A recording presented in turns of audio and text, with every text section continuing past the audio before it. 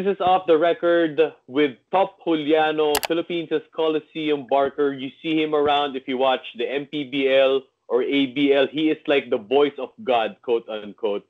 And what do you know? I saw it on his status, Facebook status, na bukod sa pagiging Coliseum Barker, frontliner, registered nurse po itong si Top Juliano. So Top, thank you so much for joining us here on our episode. Top, kamusta?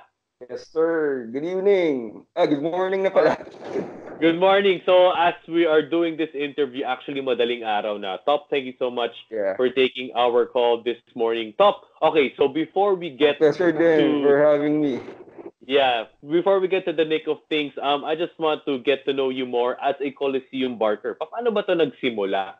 Paano nagsimula itong pagmamahal mo sa basketball? Paano mo nakuha lahat ng gigs and being a mainstay in the leagues that I mentioned? Well, it all started with my love for the game. Siyempre, naglalaro rin tayo dati.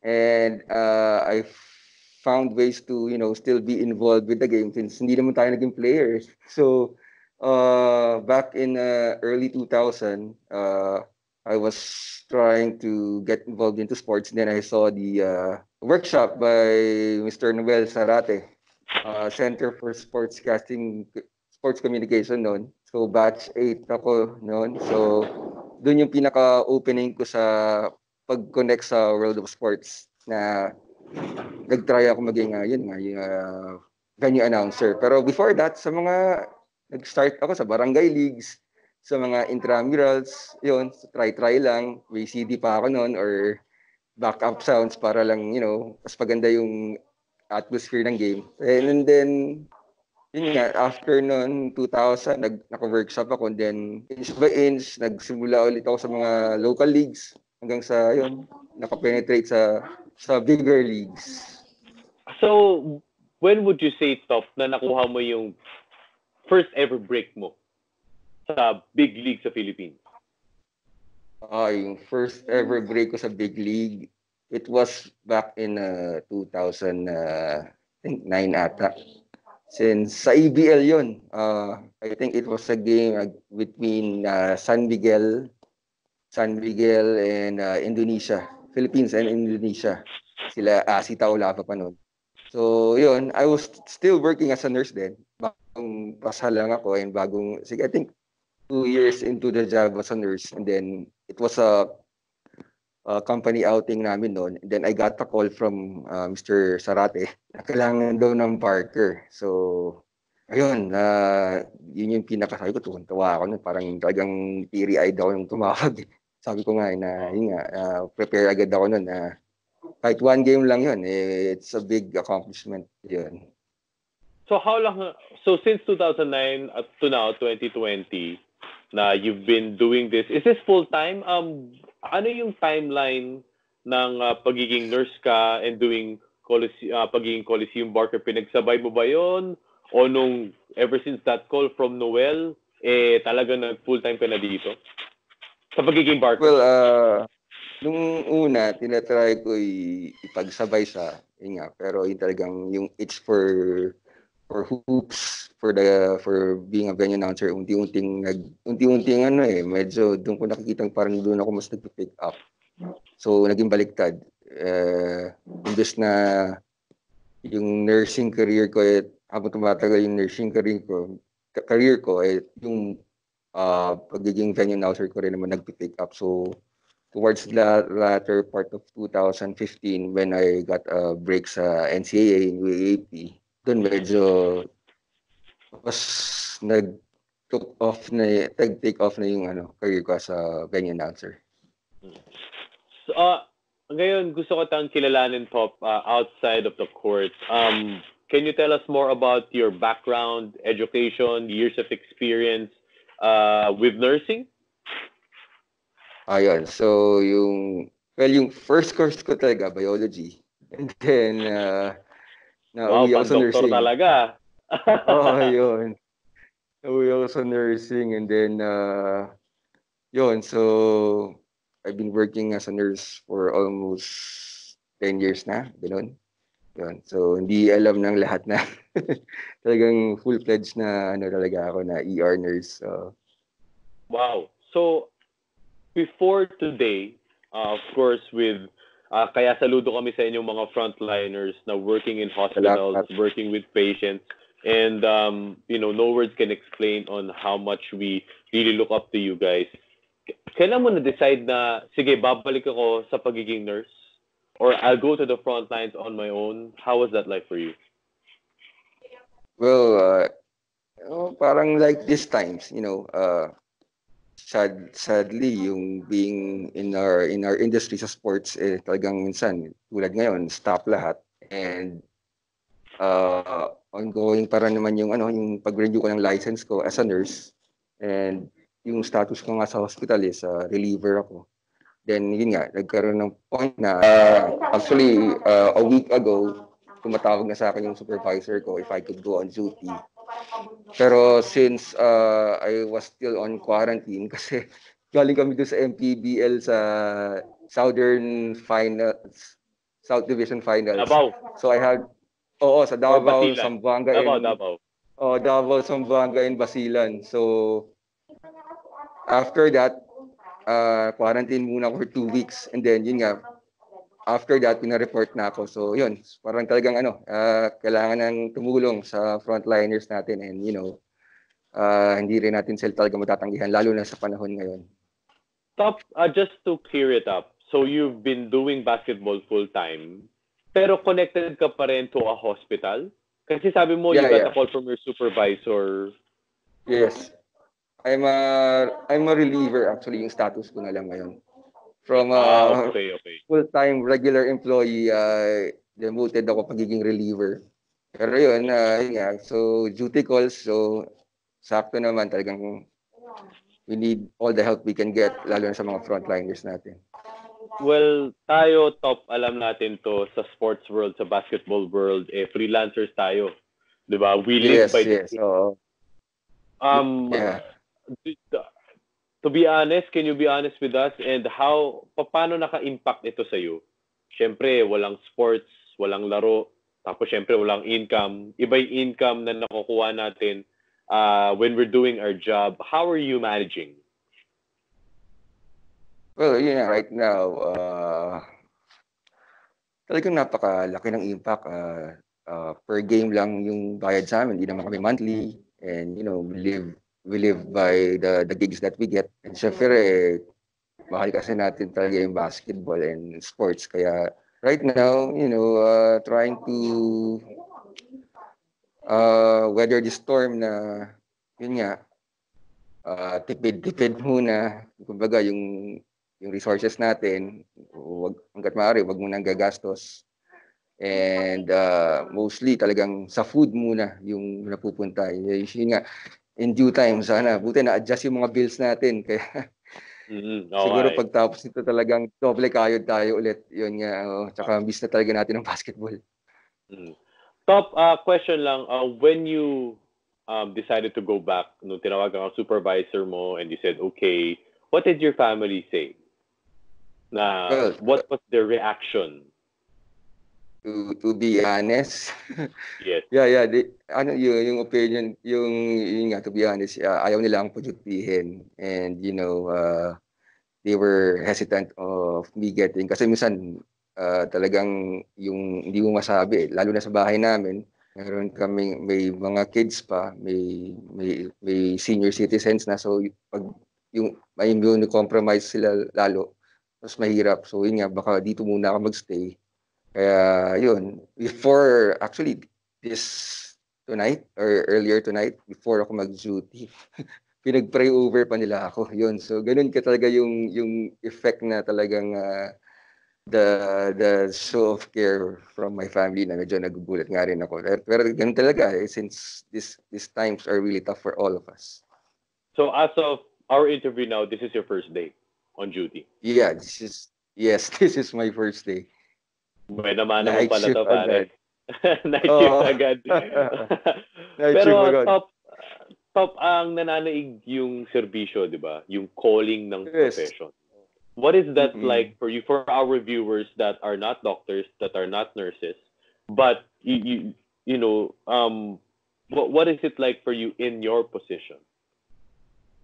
Well, for me, it's not just only about the job that we're doing right now. It's also about your personal commitment to helping humanity. Through this, lalo na yung effect nito worldwide, parang nga daw World War III level na to in a different case lang. Kaya minsan nga sabi ko nga okay lang muna mag-volunteer kahit walang sweldo para lang makatulong. Pero yun nga, talagang passion na rin. This is my other passion also, kaya talagang pag kailangan natin ding i-fulfill yung duties natin. Anong atmosphere ngayon sa ospital? Well, right now, if I can show you. So far, sa ngayon, tahimik. Wala masyadong may isa lang kaming minomonitor na patient. So, isama ko si Maru. This is our triage nurse. Yan. Hi. Migs Bustos. Hi, Maru. Hello. Ayun. Hi. Saludo kami sa inyo. Hello po. Saludo daw si Migs sa'yo. Pwede ba natin matanong si Migs. Maru? Stop. Sige. Pwede ba natin makausap si Maru? Like one question. Okay. Hi, Maru. Kamusta ka na? Hello. Hi, Maru. Maru, ilang days ka nang naka-duty? Sir, meron po kaming schedule ng triage. Iba-iba po kami every shift. Ikaw, anong schedule mo? Tsaka ilang oras ka sa isang araw? Ngayong 10 to 6, pangatlo ko ng triage, pero every other day. Kamusta naman sa place nyo ngayon sa hospital ngayon? Anong usually nangyayari? Paano nyo hinahandle yung mga patients na pumapasok? Kwento ka lang. Meron po kasi kami mga screening dun sa labas. Dun po namin kinakausap yung mga PUI, PUM namin. Tapos syempre po, if ever man pasok po sila dun sa namin, sa criteria, diretso po sila sa isolation namin. Then yun, usually po. Kung may order po yun, Kamusta ka naman? Okay naman, sir. Vitamins lang everyday. Tsaka syempre, tamang tulog. Pero pag ganito 10 to 6, continue pa rin. Walang tulugan. Kasi syempre, for safety, di ba? Maru, last question ko sa'yo. Gaano ka siguro ka-fulfilled na ginagawa mo to para di lang para sa bayan, para sa profession ninyo, para makatulong sa tao, para matigil na to? Kasi ako syempre sa family ko, may mga senior, ganyan. Sa kanila para sa kanila. Gusto nga nila, parang umalis na ako. Pero syempre, as a nurse, parang mas gusto kasi talaga nakakatulong sa ibang tao. Ang ginagawa ko na lang, ligo everyday bago umuwi. Kasi ayaw kasi nila akong pag-stayin dito sa hospital Kaya syempre, para din sa safety nila, naliligo na lang ako araw-araw kahit hindi ako yung nakadeck sa triage. Kasi sa hospital ako nanggagaling. Ganoon po. Okay. Maru, maraming salamat sa iyo. Saludo kami sa inyo. God bless ka. Lagi ka mag-ingat, Maru. Thank you po, sir. Thank you. Okay. Top, back to you, bro. Ayun. Hello. Top. All right, Top. Thanks for that, bro. Okay. Sige, pwede mo ba kami ikot around kahit 360 view lang? Sure. Okay. Sige. So, nandito lang ako sa triage Tour area. mo lang kami. So, Tour mo lang kami. This is the isolation area. Isolation dyan yung minomonitor yung mga patients na baka PUI or PUM. This is the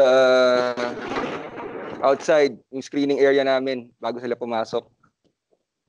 And this is the ER proper, yung beds namin. Kasama ko si Ma'am Jean, isang senior nurse namin. Nahiya. Ayan. Yun, so Hello far, po. buti naman, walang patience. Mag-hi ka lang, Ma'am Jean. Ayan. Hello po. Hello. Ayan. So, ito yung mga beds namin. So far, buti walang patient. Kaya, safe to safe tayo. Maganda nang walang Dito patient. yung, Maganda nang walang patient. Oo. Dito yung minor room namin, minor surgeries. Diyan ginagawa. Okay. So, yun. 10 beds tong ER namin. So, Galing. buti naman sa ngayon walang emergency na at nasa bahay lahat ng tao. 'Yun. Buti naman. Top, ano yung mga challenges that you know that you're gonna face? Or what is it that you're expecting? Kasi nga ngayon sa balita, naririnig natin na laging kulang sa PPE o kung resources man. Yes. Sa opinion mo. Oo, ayun. Talagang kailangan namin ng constant supply ng PPEs, tsaka yung mga mask, yung mga lalo-lalo na N95 na mask. Talaga yun na yung pang-combat namin sa tsaka mga gloves. And yun nga, kasi expect namin, baka 1 month pa to itong trend na ganito tayo. Okay, so Top, ano ang masasabi mo pa? Like siguro, maybe on your own, maybe regimen or your own ways para to stay healthy, to stay 100%. For you, I know it's a challenge, night shift pa kayo, sa compromise din yung health niyo, but for you, from your perspective, how do you get over that? Well, yun, talagang it's important for us to, yun nga, execute proper hygiene once you go on duty and after duty, eat the right kinds of food, huwag magpuyat, kahit medyo minsan mahirap matulog.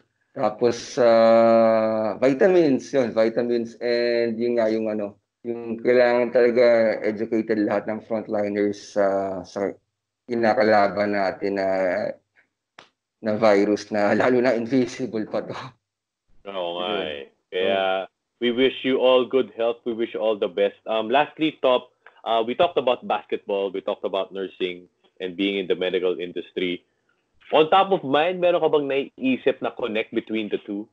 Sports and nursing, both things that you love the most, both things that you're passionate about? Well, yung connection ng dalawa, oo. Well, yeah, sa akin, yun nga, pareho silang passion ko. And yun nga, it just so happened na kumbaga sa right timing lang talaga yan nauna ako maging nurse din sa basketball. And then at this point, kailangan ulit maging nurse yun. So, kumbaga it's all about living healthy din. Pag sa sports, kailangan healthy living din tayo So, yun. And as a healthcare worker, as a nurse, yun nga, kailangan practice din namin yung healthy living para talagang tayo masigla every day. Yeah. Follow up on that, Top. Do you feel you are satisfied where you're at with what you're doing in life? Basketball and being a nurse. Yes. Sobrang blessed na it didn't come.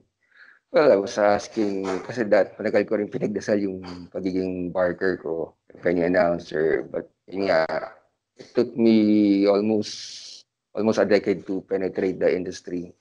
And yun, so in God's time lang talaga, siguro, yun nga, pinagbigyan niya rin akong makapasa or maging isang professional nurse para siguro, yun nga, mas makatulong din sa tao, sa iba, lalo na sa may mga sakit. And yun, tapos binigay pa sa akin na magkaroon ako ng chance na mapulfill ko yung dream ko sa sports, sa basketball. So talagang I give all the praise to the one above. Top, okay. So, I'll give you this opportunity. Bigyan mo naman ng shout-out. Lahat ng mga katrabaho mo, lahat na nagmamahal sa'yo. Go ahead, bro. Fire away. Thank you. Of course, first and foremost, I'd like to thank God for for bringing me here and letting me to accomplish what the things that I have been doing so far. And yun, nabati ko yung anak ko, si Kurt, tulog na siya sa bahay. So may chance na baka hindi ko siya makita ng 1 week. Yung mga kapamilya ko sa bahay, Kuya Joey, Ate Susan, mga brothers ko, pamangkin ko, si Priscilla. And yun, yung mga supervisor ko dito, si Sir Dan. Siya yung talagang tumatawag sa akin na kailangan duty ko na. So yun, ito na, nandito na tayo sa mga LBDHMC ER nurses and sa buong staff ng LBDHMC and sa mga tropa ko sa Los Baños, sa 96ers, yun. Shout out sa inyong lahat. And of course, sa mga basketball family ko, yan. Sa mga basketball natin, yung mga kaliga natin. Good evening po, stay safe and stay home kayo, ha. Alright. So, sana matapos na to para may basketball na. Tsaka para, syempre, para mas maging healthy din kayo lahat. And again, Top, yes. I will never get tired of mentioning this, pero saludo po kami sa lahat ng mga frontliners na katulad ninyo. Alright. So, once again, this has been Off the Record with Migs Bustos featuring Coliseum Barker, Top Juliano. Top, maraming salamat. Stay safe and God bless. Thank you, Migs. Thank you.